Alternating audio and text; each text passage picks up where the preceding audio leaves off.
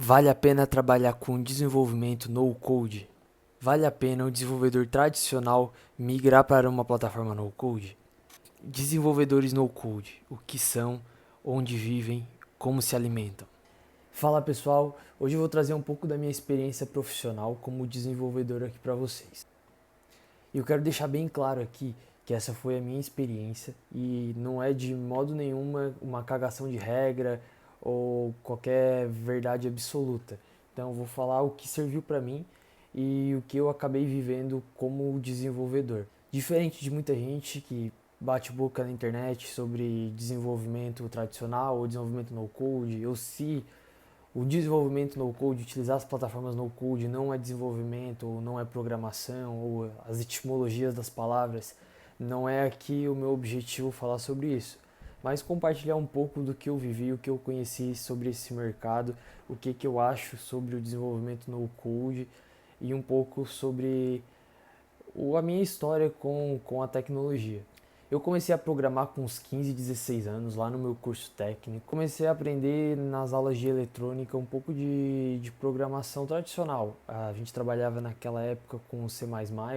Eu acabei fazendo parte da equipe de robótica e aprendi bastante coisa lá no curso técnico. Eu escrevi um texto lá no LinkedIn contando um pouco mais sobre o meu início com a tecnologia. Eu vou deixar o link aqui embaixo se vocês tiverem curiosidade de ver. Depois do curso técnico, eu entrei na faculdade, hoje eu curso engenharia, estou quase me formando, se Deus quiser. Comecei a fazer cursos online para aprender mais sobre outras linguagens de programação. Durante o curso tive algumas linguagens, até algumas linguagens de máquina, então aprendi a programar em Assembly. Eu tive uma oportunidade de trabalhar dentro de um laboratório de engenharia elétrica utilizando a programação. Usava muito Python para análise de dados. E em 2020 eu descobri por meio de vídeos no YouTube esse mundo no code. Eu conheci várias plataformas, mas nenhuma delas assim atendia muito bem o que eu gostaria de fazer. Naquela época eu estava querendo uma plataforma no code ou algo mais simples para criar um software específico para um projeto pessoal que eu estava desenvolvendo. Comecei a programar esse software em, em Java, um aplicativo para o Android, mas eu queria ter um pouco mais de velocidade, queria fazer algo que já fosse multiplataformas, né? Então, num desses vídeos no YouTube que eu consumi, eu acabei encontrando o canal do Renato Assi e descobri o Bubble, que é uma dessas principais ferramentas no code utilizadas hoje em dia. E o Bubble era uma ferramenta que conseguia, assim, me dar uma carta branca para desenvolver tudo o que eu gostaria, assim, no grau de customização que eu precisava. Então, comecei a utilizar essa plataforma para desenvolver esse projeto pessoal. Mas a ideia não era virar um desenvolvedor no code, era só desenvolver aquele meu projeto. Assim eu aprendi a usar a ferramenta, aprendi a usar o Bubble. E como eu já tinha uma experiência com programação tradicional, foi bem tranquilo, assim, em poucos meses de estudos ali, utilizando o YouTube, botando muita mão na prática, assim, muita mão na prática não, né? Muita mão na massa, eu consegui, sim, me virar super bem e desenvolver o que eu precisava. E depois que esse projeto não deu certo, eu fiquei com esse conhecimento, né, engavetado por mais ou menos um ano, quando surgiu uma oportunidade de trabalhar numa startup utilizando o Bubble, né? Então, realmente ser um desenvolvedor no code. E daí o resto é história, né? Eu até tenho uma playlist aqui no canal onde eu participei de um vídeo, de um podcast lá com o Renato Assi, contando um pouco mais da minha trajetória a partir daí, né? Então, como é que eu comecei a trabalhar com no code, a empresa que eu trabalho, o que a gente faz e tudo mais. Então, eu vou deixar aqui na descrição também, se você quiser ir lá, ficou bem legal o vídeo com o Renato. O Renato era um, uma das pessoas que eu sempre admirei bastante, conheci o Bubble, a ferramenta por causa dele, e foi muito legal, assim, foi um sonho realizado fazer esse podcast com o Renato. E assim, eu acho que muita gente deve ter essa dúvida depois de conhecer assim um pouco do no-code, de o que essa ferramenta consegue entregar, principalmente as pessoas que já vêm da programação tradicional. E foi uma dúvida que eu tinha. Vale a pena eu deixar todo esse conhecimento que eu tenho de programação tradicional, dessas ferramentas que eu aprendi a utilizar, para migrar a minha carreira, se tornar um desenvolvedor no code, algo que tem a barreira de entrada muito mais baixa, né? Que é muito mais fácil tu aprender uma ferramenta no code do que ou uma linguagem de programação. E cara, essa é uma dúvida até certo modo inteligente, porque tendo essas primícias, realmente não vale a pena tu deixar algo que tu sabe, que tem uma barreira de entrada maior, algo que você já desempenhou há, há algum tempo, já dedicou bastante tempo para desenvolver aquelas habilidades, por algo que é mais fácil de se fazer, algo que tem mais pessoas conseguem desenvolver aquilo, mais pessoas conseguem adquirir aquela habilidade. Porque no mercado, se você tem uma habilidade que ela é mais rara, que ela é mais difícil, normalmente aquela habilidade ela vai ser melhor remunerada, ela é uma habilidade que tem mais valor para o mercado. E esse pensamento, essa dúvida seria verdadeira se realmente as premissas estivessem corretas. Mas partindo do pressuposto que ao migrar a sua carreira ou sua futura carreira, muita gente está começando agora no desenvolvimento tradicional e se depara com essa bifurcação. A ideia é que você não vai estar deixando os conhecimentos que você já tem, tudo que você aprendeu de programação tradicional para trás se você seguir um mundo do no-code e trabalhar com essas ferramentas hoje.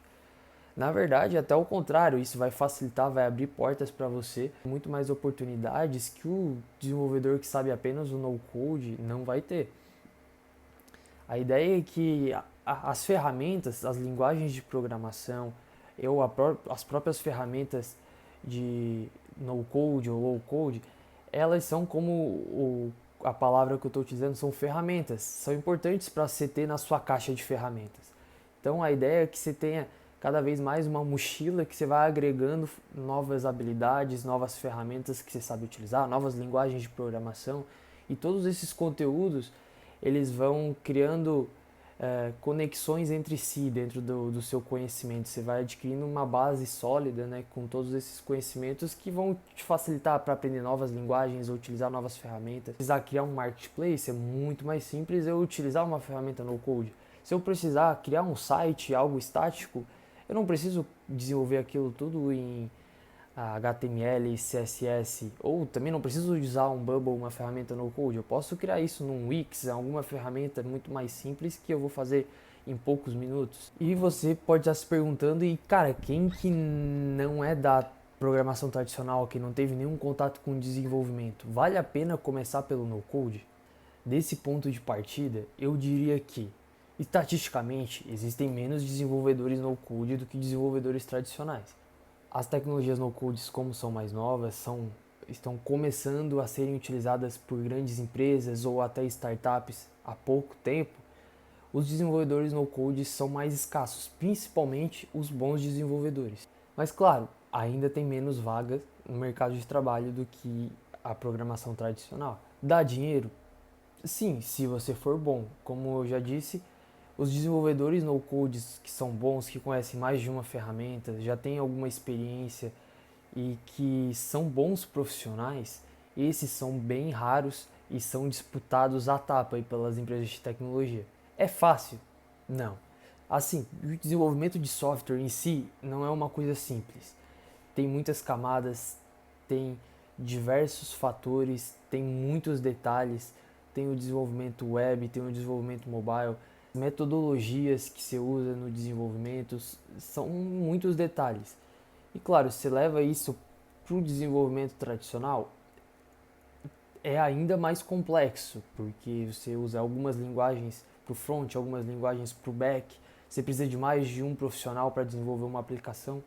E com o desenvolvimento no code, você consegue uma pessoa, um desenvolvedor com certa experiência, criar um sistema de end-to-end sozinho. Então, com certeza, o no-code é mais fácil, é mais simples do que a programação tradicional. Mas não é porque ele é mais simples que ele é fácil, que qualquer um vai conseguir. Cara, eu acredito que esse mercado no code está muito no começo ainda. Várias tecnologias novas vão chegar, várias tecnologias novas estão sendo desenvolvidas. O Bubble está tendo saltos assim de evolução, cada vez está mais fácil de mexer, de entender a ferramenta. A ferramenta está cada vez tendo novas funcionalidades, novas opções para a gente deixar os sistemas mais leves, com uma melhor performance. A ferramenta está desenvolvendo novas funcionalidades para que a gente consiga mapear isso, conseguir mapear esses indicadores. E claro, ainda tem muito a crescer, mas pensando que são ferramentas novas que têm aí um pouco mais de 10 anos, algumas nem isso, e que elas estão recebendo grandes aportes, tem investimentos de fundos, de investidores anjos, e estão injetando dinheiro, tem vários profissionais de tecnologia tradicional trabalhando dentro do Bubble, dentro do Flutterflow, dentro de outras ferramentas no code, vários engenheiros trabalhando nessas ferramentas. A ideia é que cada vez mais essas ferramentas vão melhorar, cada vez mais esse mercado vai crescer e, como todas as tecnologias novas, as primeiras pessoas que começarem a utilizar essas tecnologias vão ficar cada vez mais raras, cada vez mais especialistas naquela tecnologia. Como hoje a gente tem especialistas em mexer em OutSystems, que é uma das tecnologias no-code aí mais antigas, ou hoje a gente tem até profissionais especialistas em CRM, tem profissionais especialistas em diversas dessas áreas.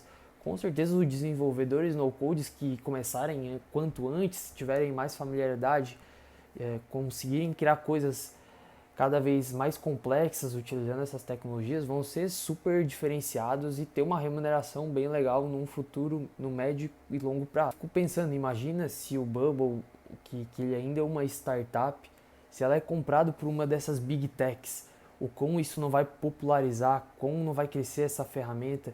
Eu sei que é uma comparação bem esdrúxula, né? Mas como eu acredito que essas tecnologias no-code eles vão se tornar como o Excel é hoje, uma ferramenta que você consegue fazer muita coisa utilizando ela. Ela não é o fim, mas ela é o meio para você conseguir melhorar processos, desenvolver softwares internos, aplicar CRMs próprios ou fluxos diferentes, né? Então acredito que essas tecnologias ainda têm muito a crescer e é um mercado que vai ser cada vez mais disputado, um mercado que vai ter cada vez players maiores entrando dentro deles, startups com mais dinheiro, querendo contratar mais desenvolvedores e quem quanto antes começar e quanto mais se dedicar para aprender e se desenvolver como profissional na área, vai conseguir colher bons frutos. Mas me diz aí se você concorda comigo, o que você achou da minha história. Escreva aí um comentário, eu estou respondendo, estou lendo todos os comentários. E muito obrigado por ter assistido mais um vídeo. Um abraço.